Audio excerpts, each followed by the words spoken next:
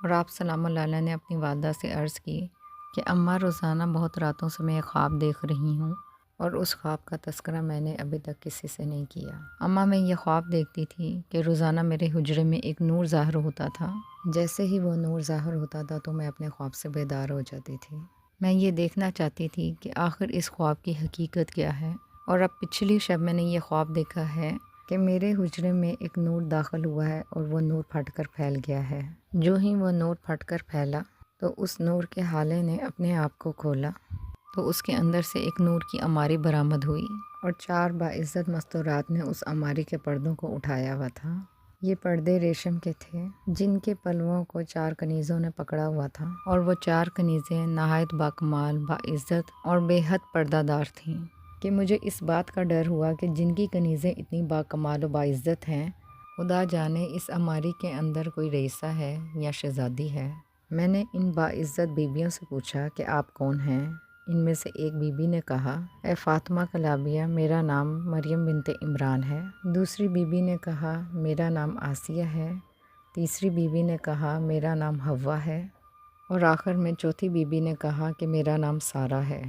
جب میں نے ان بیویوں کو دیکھا کہ اتنی باعزت باحیا مستورات، جن میں سے ایک جناب حضرت عیسیٰ علیہ السلام کی والدہ گرامی جناب حضرت مریم سلام اللہ علیہ ہیں، دوسری بی بی جناب حضرت آسیہ علیہ السلام ہیں، تیسری بی بی جناب حضرت آدم علیہ السلام کی زوجہ جناب حضرت حوا سلام اللہ علیہ ہیں، اور چوتھی بی بی جناب حضرت ابراہیم علیہ السلام کی زوجہ جناب حضرت سارہ سلام اللہ علیہ ہیں، اور یہ سب باعزت باحیا مستورات و بیویاں میرے گھر تشریف فرما ہیں۔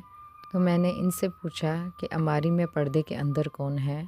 تو ان مستورات نے جناب حضرت فاطمہ کلابیہ سے فرمایا کہ پردے کے اندر ہماری آقا زادی سیدات النساء العالمین جناب حضرت بی بی فاطمہ الزہرا سلام اللہ علیہ ہیں۔